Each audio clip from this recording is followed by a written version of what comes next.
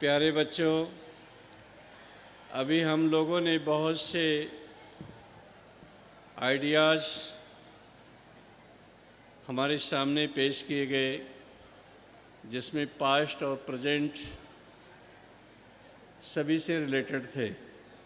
आपने कुछ स्टोरी सुनी, कुछ और भी बातें सुनी, लेकिन जिस कंट्री में आपको रहना है, जहां आने वाले 50-60 ईयर्स आपको परफॉर्मेंस करने हैं, उस कंट्री में आपके लिए चैलेंजेस क्या हैं, उसे समझना बहुत आवश्यक है। आप थक तो नहीं गए हैं? एक बार सब लोग खड़े होके 5 टाइम जंप करेंगे। सब लोग स्टैंड अप जंप करेंगे। देखते हैं कौन ज़्यादा सब उछलते हैं, लड़के या लड़कियां। जंप करो, खूब तेज से जंप करो। ओए जंप कर, जल्दी मारूंगा। जल्दी जंप करो। गुड, अब बैठ जाओ।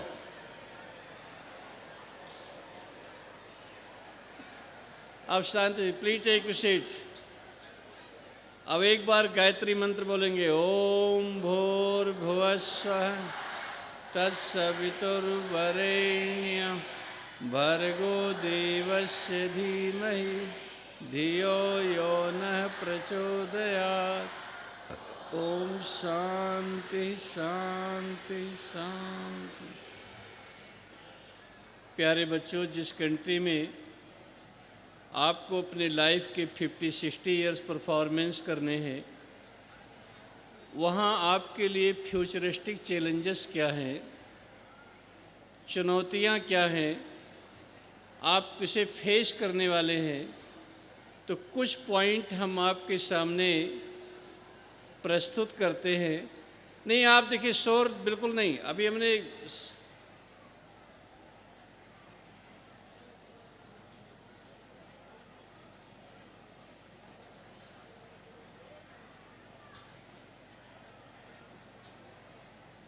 नहीं, ये अच्छी चीज़ नहीं। आपकी आपस में बात बंद होनी चाहिए।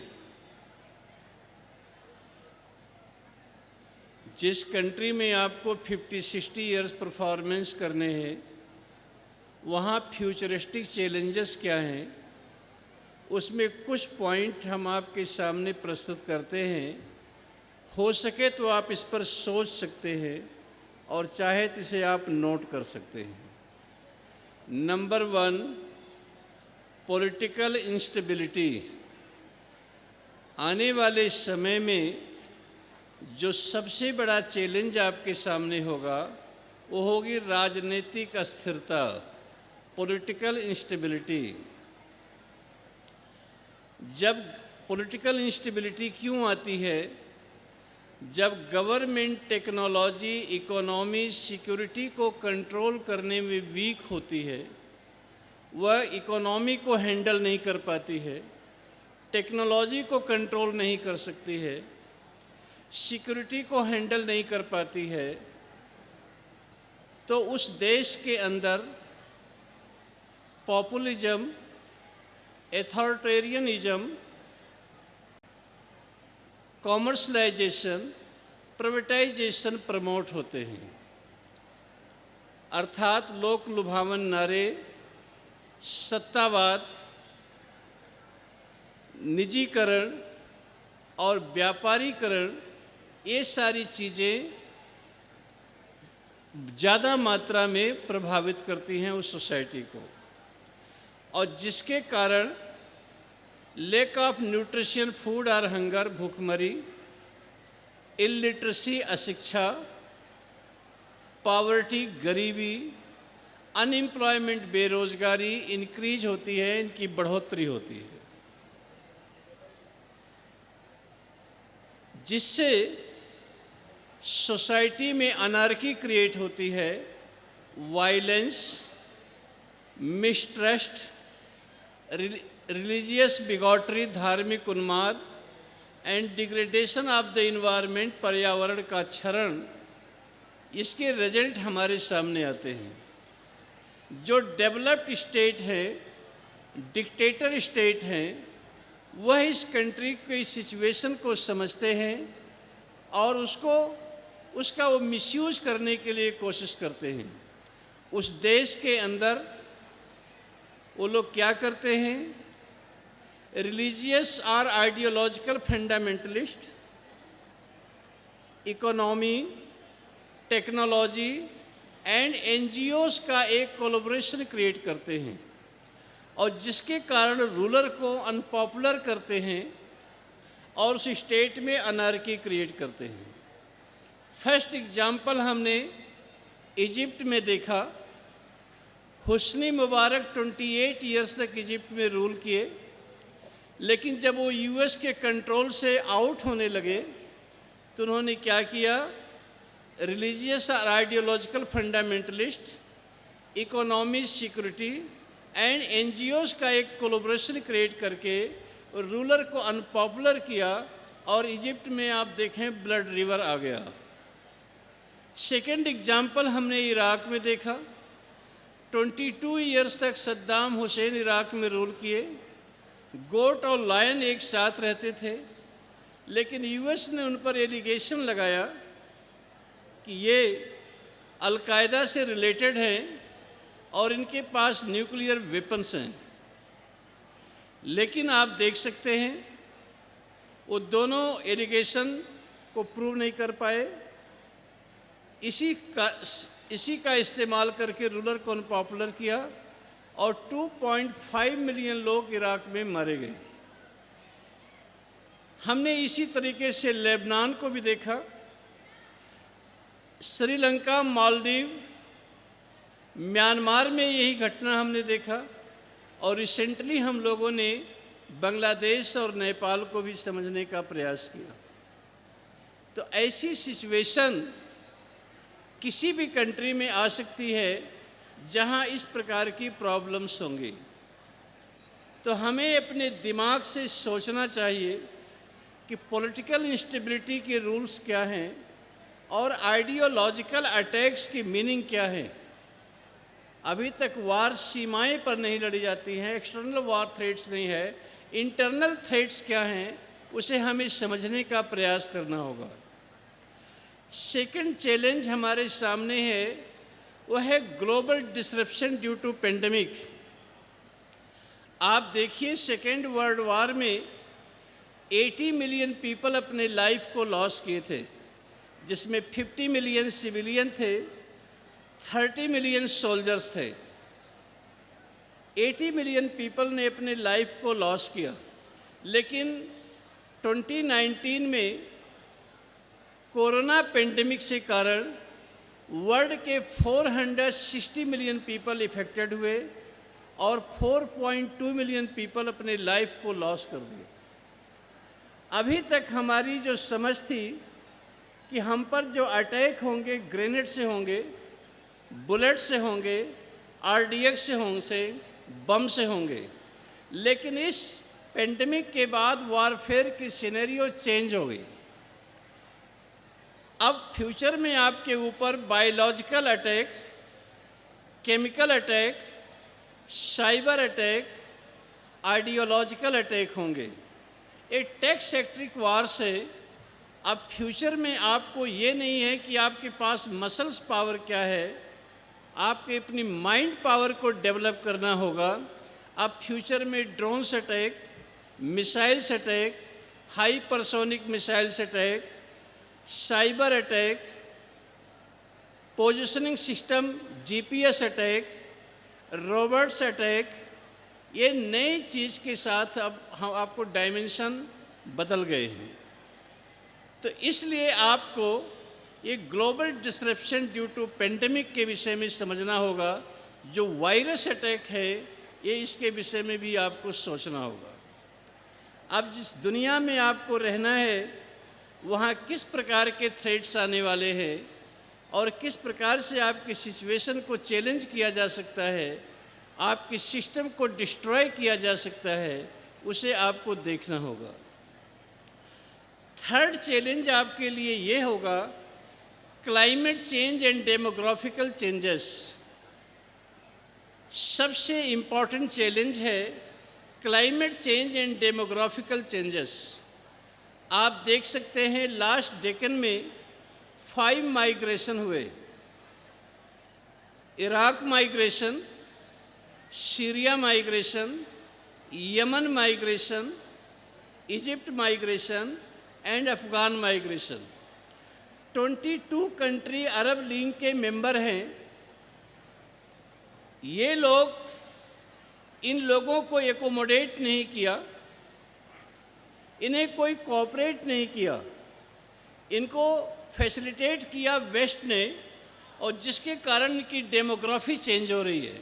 आप स्वीडन की डेमोग्राफी देख सकते हैं, ऑस्ट्रिया की डेमोग्राफी देख सकते हैं, और कंट्री की भी देख सकते हैं। ये तो पॉलिटिकल रूप से डेमोग्राफी चेंज हो रही है। आप लंदन को देख सकते हैं क्या हालात है, जर्मन में देख सकते हैं, फ्रांस में देख सकते हैं। लेकिन क्लाइमेट चेंज जो हमारे लिए सबसे बड़ा चैलेंज होगा, 4 नवंबर 2019 को वर्ल्ड के 136 कंट्री के 11,258 साइंटिस्ट, उन्होंने यूनानिमसली डिक्लेयर किया, और एक मैगजीन है बायोसाइंस मैगजीन है, 4 नवंबर 2019 को इसमें आर्टिकल ये पब्लिश किया गया। वर्ल्ड के 11,258 साइंटिस्ट यूनानिमसली डिक्लेयर किए कि we declare clearly and unequivocally the planet Earth is facing a climate emergency। हम घोषणा करते हैं, बिना लाग लपेट के कहते हैं, ये जो हमारी पृथ्वी है वो ICU की सिचुएशन में आ चुकी है। अगर हमें अपने जनरेशन को कंटिन्यू रखना है, हमें अपने फ्यूचर को सिक्योर करना है, तो हमें अपने लाइफ स्टाइल और लिविंग स्टैंडर्ड में चेंजिंग लाना होगा। उन्होंने 6 गाइडलाइन दिया कि अगर आप चाहते हैं कि इस अर्थ में हम लोग रह सकें, तो अपने जीवन शैली में हमें 6 बातों को ध्यान रखना होगा और अपने जीवन शैली में हमें परिवर्तन लाना होगा। Number 1, replacing fossil fuels with low carbon renewables. हमें जो फॉसिल फ्यूल्स हैं, जो डीजल पेट्रोल से एनर्जी हम जनरेट करते हैं, उसकी जगह हमें solar system, wind mill, hydel system की तरफ शिफ्ट होना पड़ेगा, जो नेचुरल रिसोर्स से हमें एनर्जी मिलती हो। सेकेंड, उन्होंने हमें गाइडलाइन दिया, reducing the emission of pollution such as methane. जो मीथेन गैस का उत्सर्जन करते हैं, उसका उपयोग हमें कम से कम करना होगा।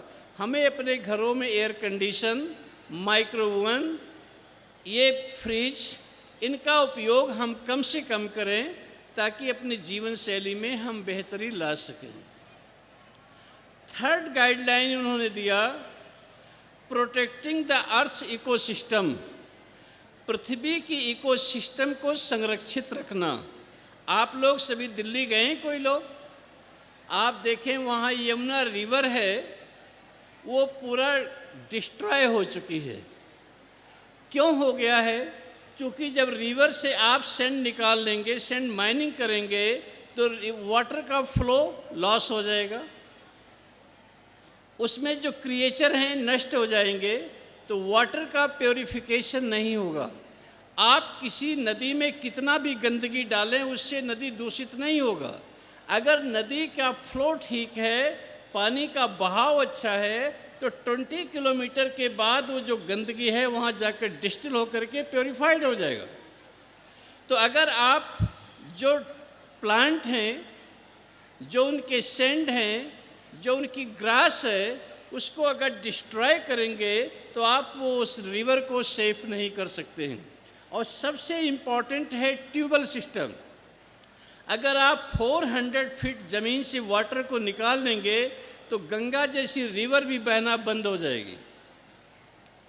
तो प्रोटेक्टिंग द अर्थ इकोसिस्टम, पृथ्वी के इकोसिस्टम को संरक्षित रखना आवश्यक है। और फोर्थ गाइडलाइन ये है, eating mostly plant based food. हमारा जो भोजन है वो प्लांट बेस्ड फूड होना चाहिए। प्लांट मतलब डब्बे में पैक वाला प्लांट नहीं, जो जमीन से पैदा होता है, जो पेड़ों से उगता है, वो हमारा वास्तविक आहार होना चाहिए। आजकल मेडिकल साइंस ये कहती है कि हमारे फूड में प्रोटीन की मात्रा अच्छी होनी चाहिए। अब प्रोटीन के लिए लोग कहते हैं उसका एनिमल सोर्स ही प्रोटीन है, लेकिन आप देखिए दुनिया का सबसे हेल्दी एनिमल है एलिफेंट, और एलिफेंट लीफ खाता है, उसमें कौन सी प्रोटीन मिलती है? तो जिसमें लाइफ है, जिसमें लीफ है, it is your proper diet. तो आप वेजिटेबल पत्ते वाली सब्जियां मैक्सिमम खाएं, फ्रूट्स खाएं, ये आपकी जो चीज़ें हैं वो आपकी ज़रूरत को पूरा करेगी। अब कुछ लोग कहते हैं विटामिन B12 की शॉर्टेज होती है, उसका सोर्स एनिमल सोर्स है। ये ठीक है, एनिमल सोर्स है, लेकिन आप उसके लिए कर्ड है, मिल्क है, आप लेंगे, वो सोर्स भी आपकी पूरा हो जाएगी। तो eating mostly plant based food, हमारा जो भोजन है वो जो ज़मीन से पैदा होता है, लैंड से होता है, और जो फ्रूट्स लगते हैं वो हमारा वास्तविक फूड है।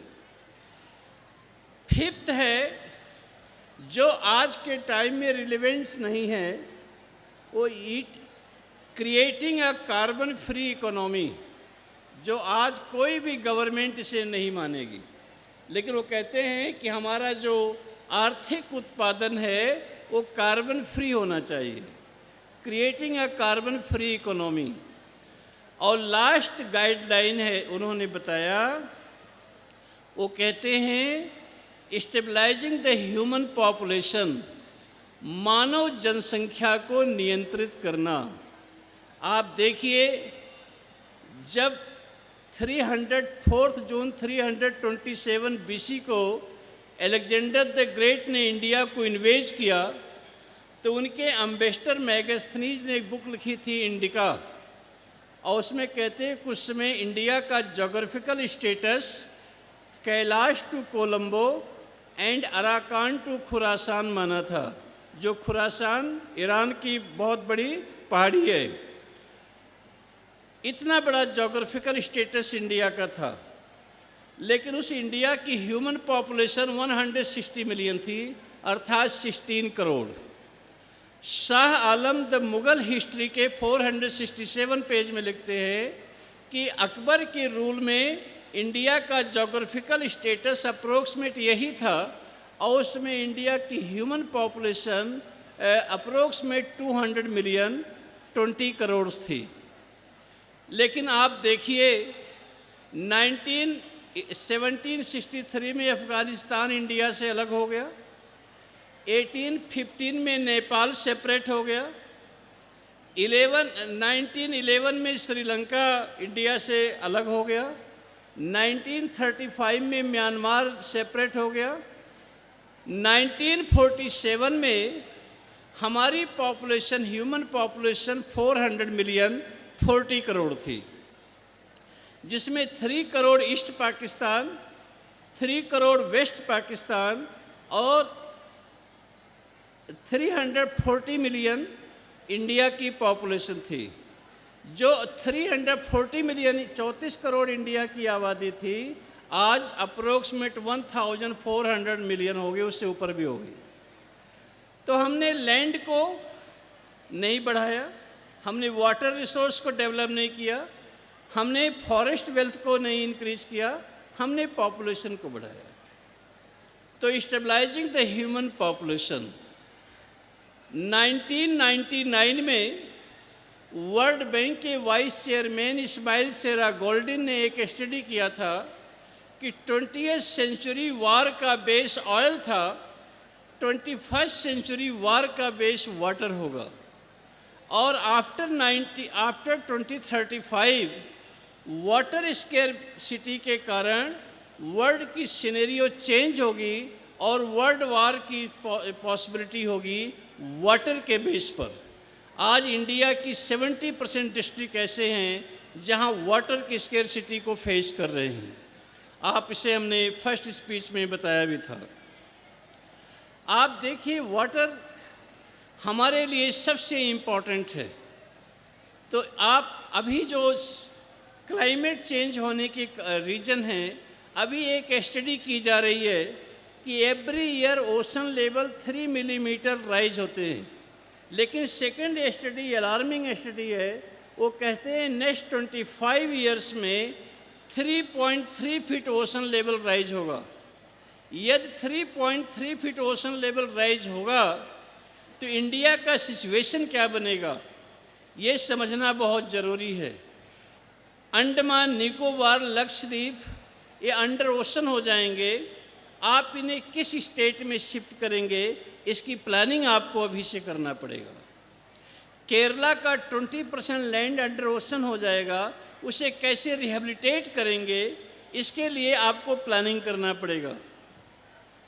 आप देख सकते हैं कि हमारे जो नेबर हैं, नेबरिंग कंट्री है बांग्लादेश, वहाँ से 17 मिलियन पीपल को माइग्रेट करना पड़ेगा। तो हमें इलीगल माइग्रेंट को प्रिवेंट कैसे कर सकते हैं, इसके विषय में हमारी प्लानिंग क्या है, हमें सोचना पड़ेगा। तो क्लाइमेट चेंज एंड डेमोग्राफिकल चेंजेस ये इस प्रकार से आने वाले हैं कि आप इसकी सिचुएशन को इमेजिन नहीं कर सकते हैं और क्या हालात बनने वाली है। तो इसलिए आप इस देश के कंट्री के फ्यूचर हैं, आपको इसकी प्लानिंग करनी पड़ेगी।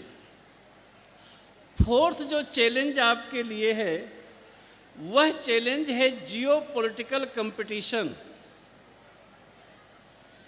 जियोपॉलिटिकल कंपटीशन को समझना बहुत ज़रूरी है। प्रेसिडेंट बिल क्लिंटन ने अपनी बायोग्राफी लिखी है। अपने बायोग्राफी में प्रेसिडेंट बिल क्लिंटन लिखते हैं कि वर्ल्ड की 127 कंट्री में डायरेक्टली इनडायरेक्टली यूएस का रूल होता है।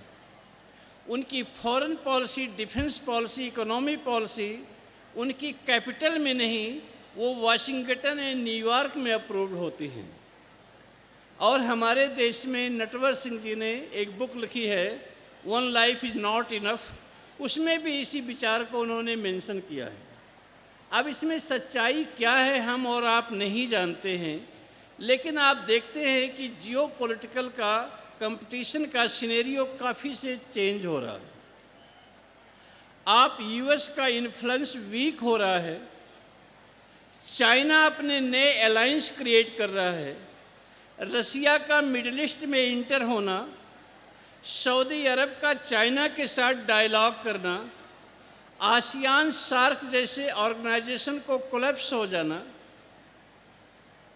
आप देख सकते हैं G21, ब्रिक्स जैसे ऑर्गेनाइजेशन, क्वाड जैसे ऑर्गेनाइजेशन को प्रमोट होना, अभी संघाई एसोसिएशन का एक अपना इम्पैक्ट जम जाना, diplomatic efforts are failing, superpowers are directly involve war के फील्ड में।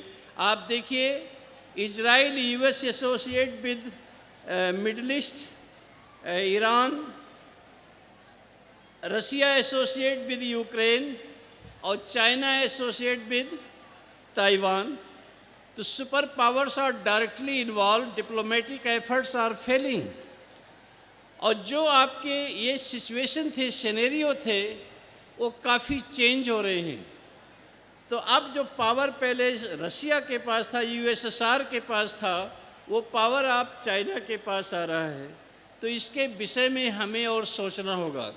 इसलिए प्यारे बच्चों, जो मेरी छोटी सी समझ है उसके अकॉर्डिंग मैं ये कह सकता हूँ कि जिसके पास इकोनॉमी होगी और जिसके पास ब्रेन और टेक्नोलॉजी होगी वही वर्ल्ड में पॉलिटिक्स करेगा, और जिसके पास इकोनॉमी, ब्रेन एंड टेक्नोलॉजी नहीं होगी वो वर्ल्ड में हैंड रेज करेगा, बाकी कुछ नहीं कर पाएगा। तो अगर आप चाहते हैं कि इस देश का सशक्त और मजबूत बनाना है, जैसे हमारे ऑन्सेस्टर ने हमारी हिस्ट्री हमें सिखाती है, कहती है, हमारे ऑन्सेस्टर का रूल इतना अच्छा था, हम वर्ल्ड में हमारा रूल था, हमारी संस्कृति इतनी ग्रेट थी। अगर इसे हमें सिक्योर करना है तो हमें अपने ब्रेन को मल्टीपल इंटेलिजेंस की तरफ सोचना होगा। हमें अपने इकोनॉमी को स्ट्राइव फॉर इकोनॉमिक ग्रोथ, अपनी आर्थिक उन्नति के लिए प्रयास करना होगा, और इसके बिना हम कुछ भी नहीं कर सकते हैं। तो जियो पॉलिटिकल कंपटीशन के बाद जो नेक्स्ट चैलेंज आपके लिए है वह है रिस्क ऑफ कॉन्फ्लिक्ट्स। हमें कन्वेंशनल फील्ड में हमें सोचना होगा कि इन्वेस्ट करना होगा, हमें इसके लिए कोशिश करना होगा और हमें अपनी वॉल को मजबूत करना होगा। मैं आपसे पूछना चाहता हूं, भारत देश की सीमाएं कितने कंट्री से लगती हैं? देखते हैं कौन बच्चे बताते हैं। कितने? 5, 7 गुड। लद्दाख के बच्चे यहाँ आए या नहीं आए? लद्दाख के बच्चे आज किधर बैठे? पीछे। 200 लोग लद्दाख से आए, आज किधर गए?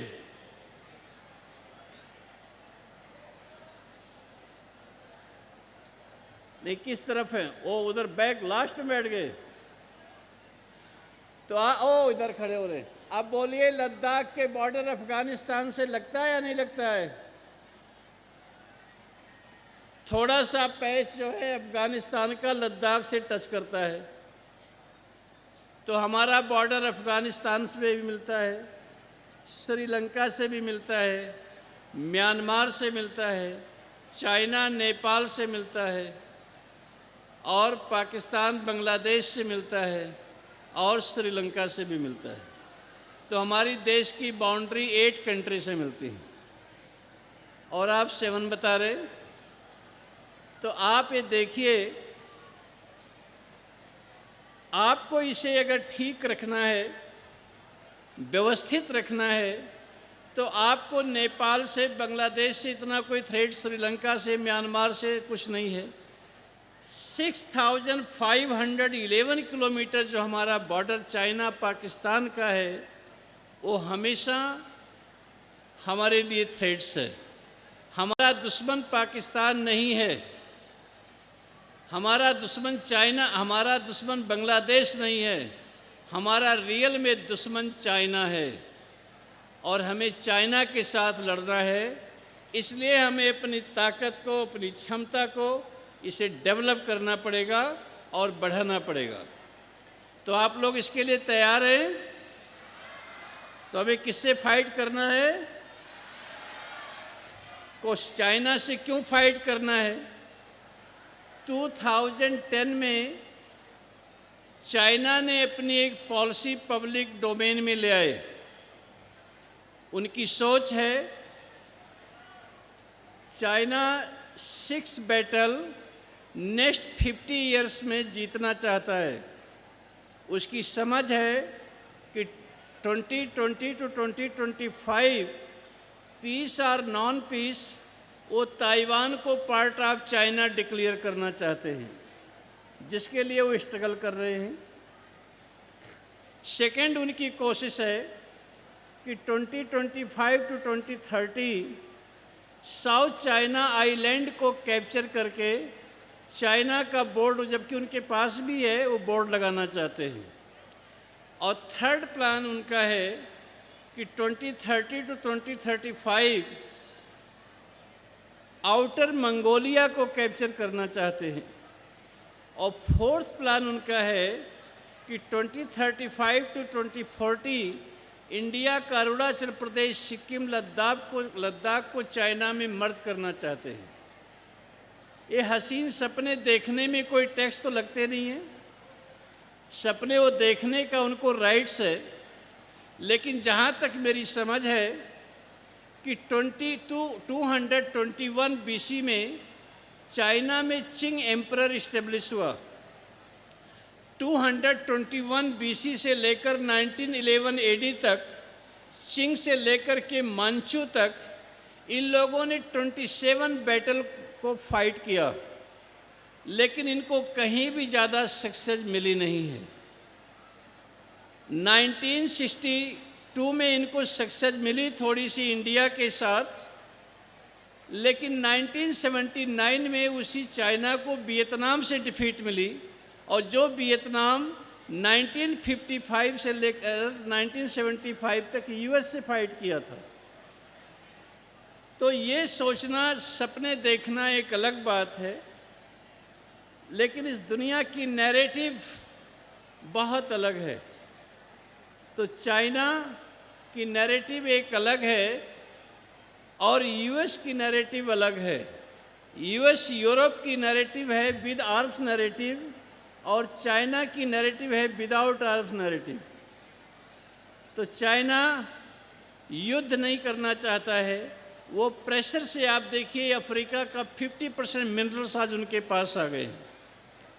तो ये सारी सिनेरियो को आपको समझना होगा, इस थ्रेट को अंडरस्टैंड करना होगा, और फ्यूचर में इसके लिए अपनी पॉलिसी बनानी होगी, और आपको अपनी कंट्री को सिक्योर करने का भी से सोचना होगा। तो आप देखिए रिस्क ऑफ कॉन्फ्लिक्ट्स, जो हमारे देश में मिलिटेंसी है, इंसर्जेंसी है, हमें इस बात का फ़ख्र और गर्व है। हमारे देश के एक होम मिनिस्टर होते थे, उन्होंने पार्लियामेंट में कहा था कि इंडिया के 33% लैंड पर इंडिया का रूल नहीं है।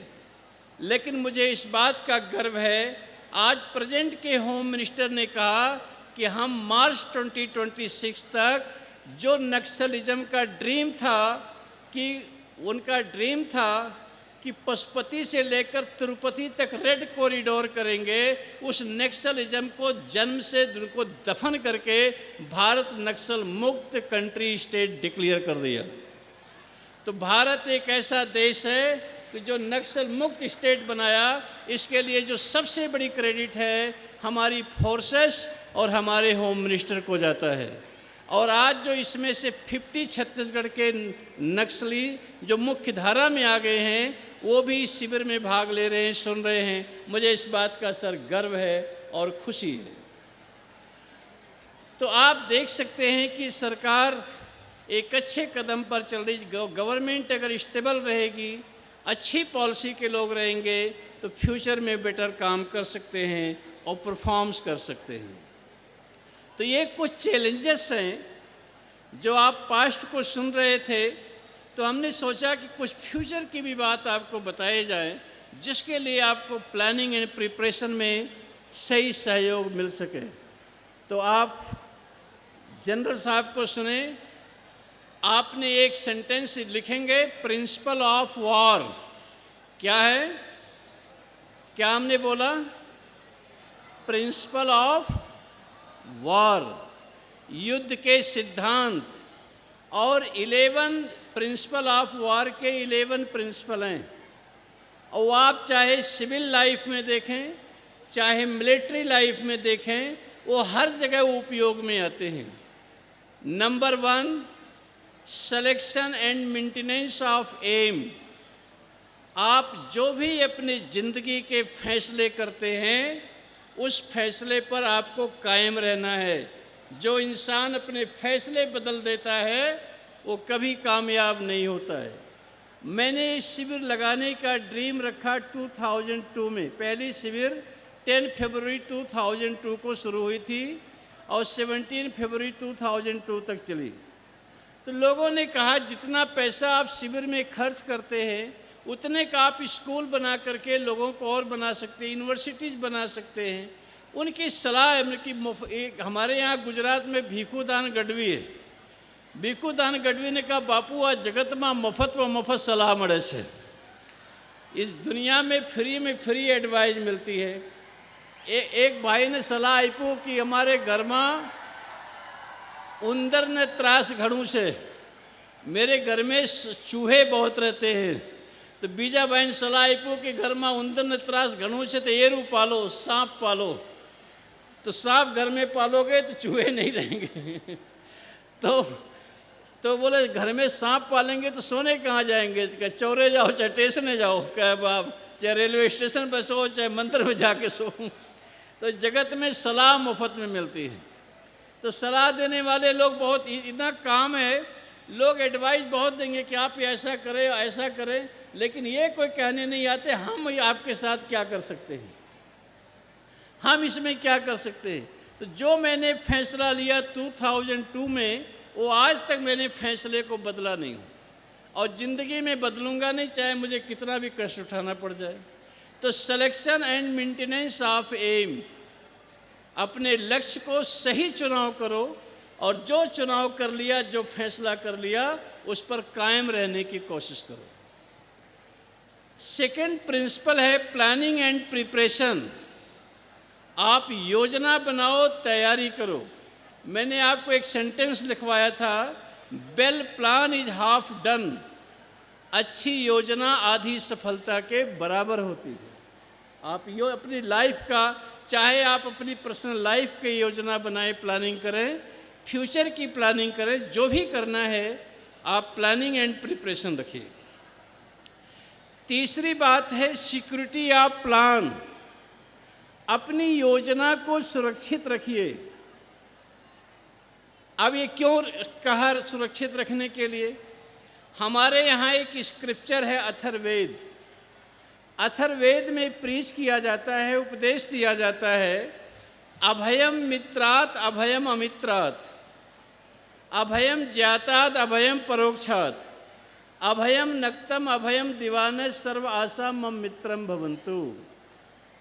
कहते दुनिया में आपके सभी मित्र जब बनेंगे तो आपको इस सिद्धांत को समझना, अभयम मित्रात्, हे ईश्वर हमको मित्र से कभी डर ना हो, अभय रहें। अभयम अमित्रात्, हम शत्रु से भी महफूज सुरक्षित रहें। परिचित व्यक्ति से हमें कोई थ्रेट ना हो और अपरिचित व्यक्ति से हमारा कोई लॉस ना हो। तो अब एक क्वेश्चन उठता है कि मित्र से किस बात का डर?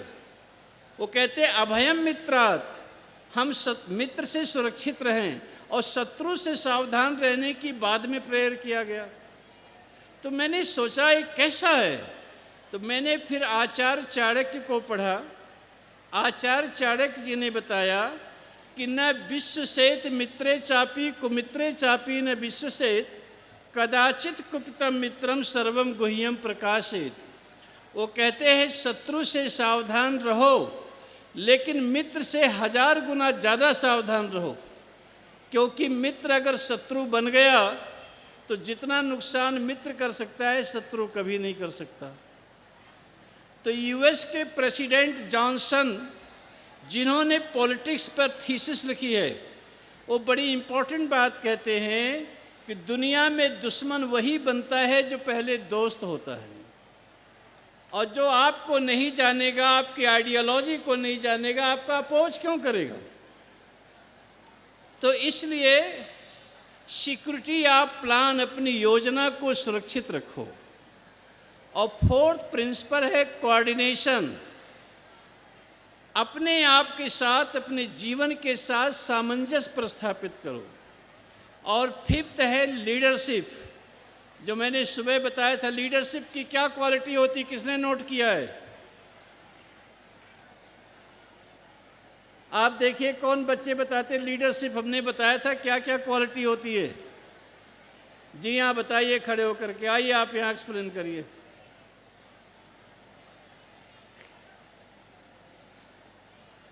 किसने लिखा था लीडरशिप की क्या क्वालिटी होती है?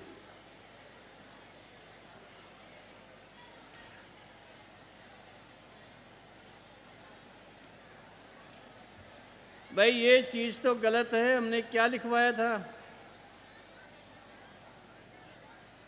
लिखा है क्या लिखवाया था? मुझे सुनाई पड़ेगा, आप बोलिए।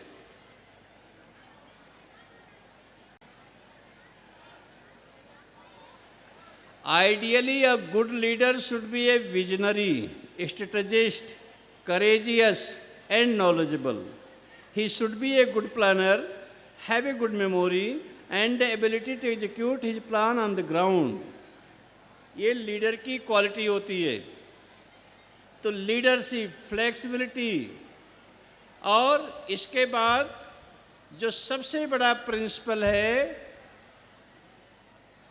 इकोनॉमिक एफर्ट्स, लॉजिस्टिक सपोर्ट्स, और इसके बाद जो सबसे इम्पॉर्टेंट प्रिंसिपल है वो है सरप्राइज डिसेप्शन। आपसे कोई उम्मीद नहीं है, लेकिन आप ऐसा मिरेकल क्रिएट कर दें और लोगों के लिए सरप्राइज हो जाए।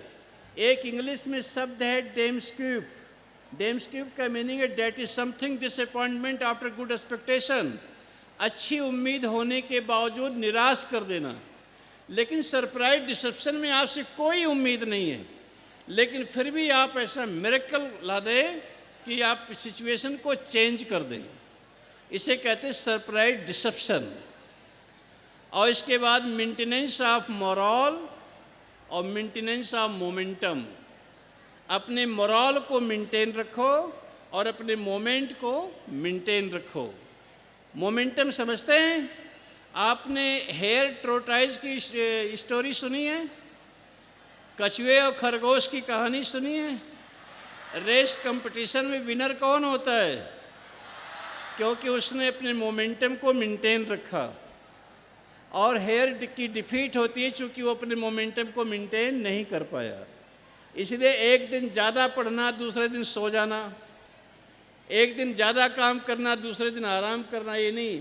आप कंटिन्यूटी उसे बनाए रखिए, मेंटेनेंस ऑफ मोमेंटम। इसे कहते हैं प्रिंसिपल ऑफ वॉर। अगर इस सिचुएशन को फेस करना चाहते हैं तो आपका जीवन ही युद्ध संग्राम है। चाहे वो आप सिविल में हैं, चाहे आप मिलिट्री में हैं, हर जगह वार करना चाहिए। इसीलिए ऋग्वेद में एक सेंटेंस दिया गया है, जातो जायते सुदनत्वे नाम समर या बधते वर्धमाने। ये जन्म से लेकर के मृत्यु पर्यंत तक इंसान को संघर्ष करना पड़ता है। अगर अपने जीवन में खुशी लाना चाहते हैं, अपने जीवन में अच्छे दिन देखना चाहते हैं, तो अच्छे दिन किसी की दया से नहीं आते, किसी के आशीर्वाद से नहीं आते। अच्छे दिन आपके पुरुषार्थ, पराक्रम और संघर्ष से आते हैं। इसीलिए वेद कहता है, जातो जायते सुदृत्वे नाम समर या बधते वर्धमाने। तो बहुत बहुत आभार है आप लोगों ने विचार को सुने। हमारे honourable guest general G D. Bakshi sahab, honourable Shri Prakash Singh साहब विद्यमान हैं।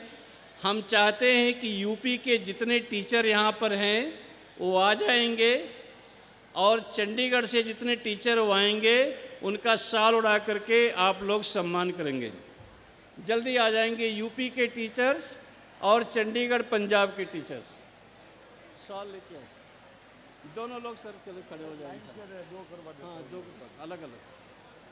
और शाल मंगवा लो वहाँ से जल्दी। आप चंडीगढ़ और यूपी के जितने टीचर हैं वो जल्दी आ जाएंगे।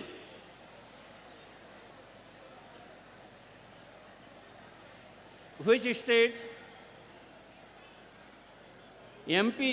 अरे भाई एमपी का भी होगा, आप क्यों परेशान हैं? स्वामी जी, वो लद्दाख के बच्चे और अरुणाचल के, नॉर्थ ईस्ट के आज बुला लें? हाँ, बिल्कुल बिल्कुल बिल्कुल बिल्कुल बता दीजिए। हाँ, आज लद्दाख से और नॉर्थ ईस्ट के, अरुणाचल प्रदेश, नागालैंड, सभी बच्चे वहाँ हॉल में आएंगे, वहाँ पर आएंगे। जनरल साहब उनसे बात करेंगे।